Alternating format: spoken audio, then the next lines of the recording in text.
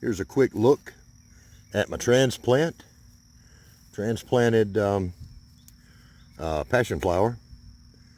I just wanted to, I may wind up keeping y'all in the loop with exactly how this goes, because transplanting them, a lot of people have had success, a lot have had failure.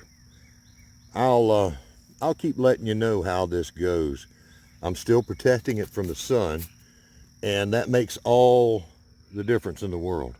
Okay, don't know how much of y'all could see of that. I forget to get y'all in the shot a lot of times, but it's still looking great.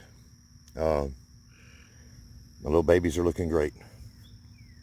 Follow me over here. Got a quick episode today. Well, I hope you enjoyed that look at my passion flower. As you'll see today, you're actually seeing me. I'm in front of the camera. I'm in one of my red shirts. Normally I'm in a white t-shirt every day, unless I've got something special I need to do. It's just a white t-shirt. And today there's a lot of color in my life. The reason I'm wearing a red t-shirt when I'm normally in a white one is this is Red Friday. And I'd like to talk to you a little bit about that, and an amazing man and a Marine, and his efforts to help veterans and help us to remember that. Red Fridays means remember everyone deployed. Now, and as we're doing that, we wear red on Fridays to remember those folks in the military or first responders, people that are going into harm's way. It's so incredibly important, and it's very near and dear to my heart. I have very dear loved ones that are in the military, that are in harm's way. I have firefighters that are in harm's way. When it's your own flesh and blood, you think about it all the time. But I want to lend my voice today to someone you may not have heard of, but most likely you have, David Hotelling. He has got something that is incredible that he is doing for the veterans, and I'd like to offer up my voice to help him share that message. And I'll give you a screenshot of him in just a minute where you can go to find him. But let me, let's see here. I'm going to cut this off and then rejoin you in just a second. It's actually about 3 seconds. That's what it took. Switch this around into my work mode. You know, party, business in the front and party in the back. This is all about business right here. Yep. Now this right here, this handsome fella right here is David Hotelling. This young man is very impressive to me. Well, I keep saying young man. I guess when you get old, everybody's young to you. He's a Marine, and he has fought for his country, and he has an amazing thing that he is taking a part of, the Till Valhalla Project. I'd love for you to go check him out. Remember everyone deployed, and see what it's all about. It's a good man right there. He's a good Marine. But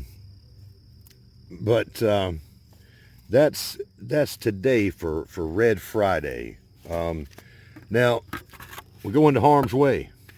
Okay, we get protection for ourselves, and sometimes we lose that protection.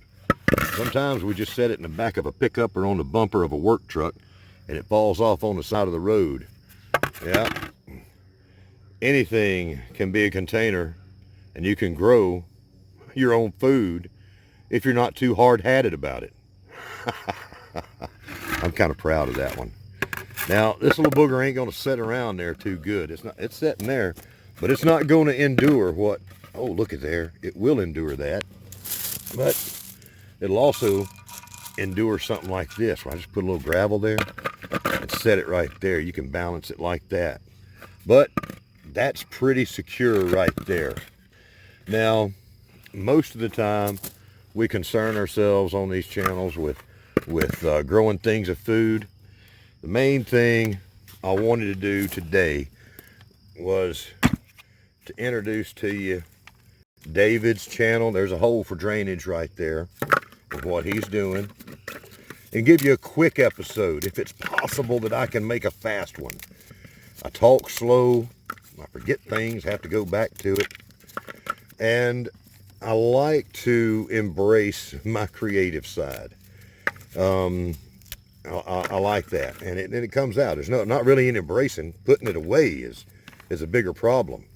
Now you notice the wood that I'm putting in here in a container, especially a small container. You know, you want to make sure that you've got that organic material in there to soak up the water. If you don't, your container is going to dry out. Now, you know, there's an old joke that's been running around. It's like anything's I'm going to clean that up. Anything's a container if you're brave enough. That's what I'm going to say. Now, what I'm going to put in here loves water, and it loves it a lot. We're going to put some of this lemon balm that I keep avoiding working with for some reason. Lemon balm is such an easy win to grow. It's a fighter. It's a survivor. And I'm going to put some of that in here and get it going in a different way. Yeah. What do you think? Can we go for an episode that I think I'm past 6 minutes at this point with everything?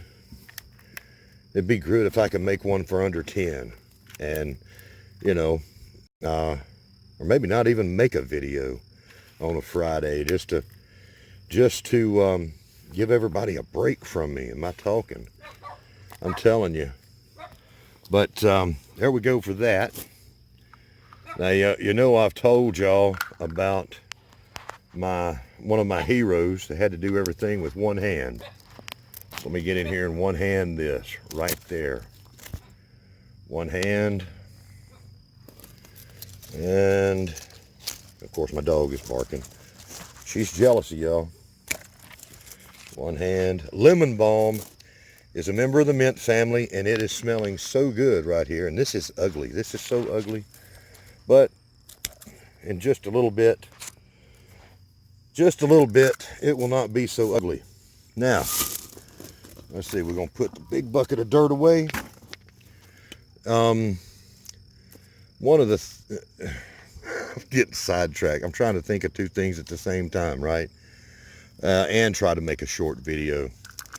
One of the things we always want to do, there may be a situation where you don't want to do it. I can't imagine it. But we'll get our dirt wet, our soil, get our soil wet. Just get it nasty in there. Look, it's crazy. I've got water splashing right here next to my phone. That's not a good thing. Yeah. Yep.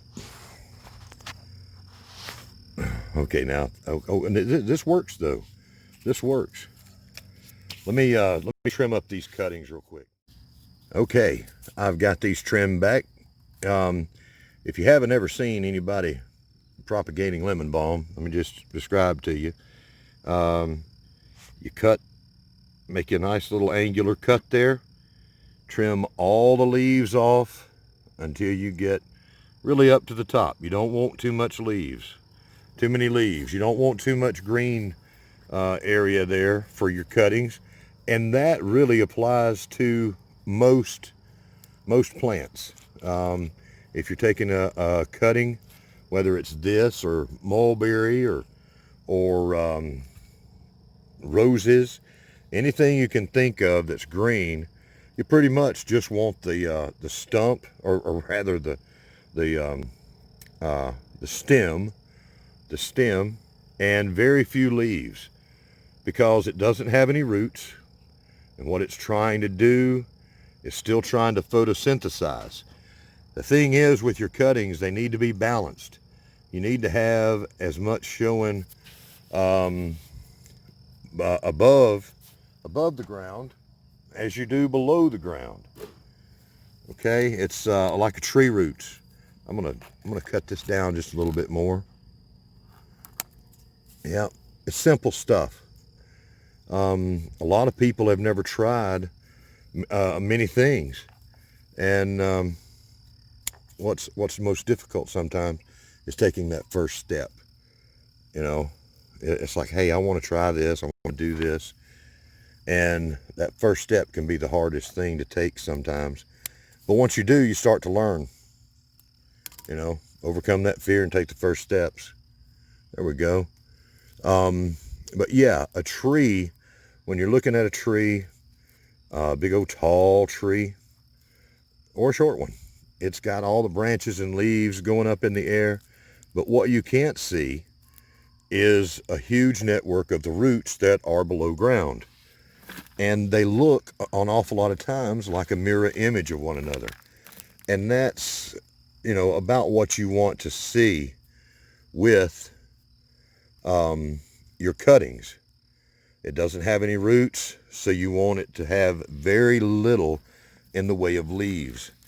The small amount of leaves will let you get photosynthesis going, let the plant continue to have photosynthesis, and that's what you want, but it won't overload it and make it keep working. Because imagine a pipe, okay, and you're putting water through it, and the water is life. The water is sunlight, and the water is, well, the pipe is carrying sunlight and water, okay? And in order for something to grow, both ends of it have to match up. You know, both ends of the pipe have to match up. The top end has to be pulling in the right amount of sun. The bottom has to be coming in with the nutrients and the water. It all has to be even. So I don't know if that's the best analogy, but it is like that. So today, I'd like for you to think about Red Fridays, the main thing, and David Hotelling's channel, and the challenge that he has taken up. Not really a challenge. It's something else. I think you'd like to be a part of it, most likely. And I've shown you a little bit about how to do some offbeat container garden. And, you know, because a lot of times I take advantage of things that are just laying around, things that I have found, and you can too. Anything can be a container. If it's food grade, you know, this I'm not going to trust to eat. This I'm trusting to make propagation for me, to make more, to transplant other places. But anything as a container, if you're brave enough and you're not too hard-hatted about it. So I hope this was a fun episode for you on Friday. It was kind of fun doing a speed episode for me to try to make it easier on you folks. So I will see y'all tomorrow, and hope you see me tomorrow. Now let's put in a little daily frog. Yep, just a little bit. Look at them. When tadpoles, when they're in the tadpole stage, frogs are, generally speaking, vegetarians, and they eat algae, whatever green things they can find. If they don't have enough food, they will turn cannibalistic and eat each other in their fight to survive. If you want to follow along and you wonder about what to feed them, you can feed them just about anything that you would eat. Green leafy vegetables, anything like that. They'll eat that. They'll eat the green stuff. I try to propagate a little algae for them. Y'all have a great day, great weekend. I'll see you later.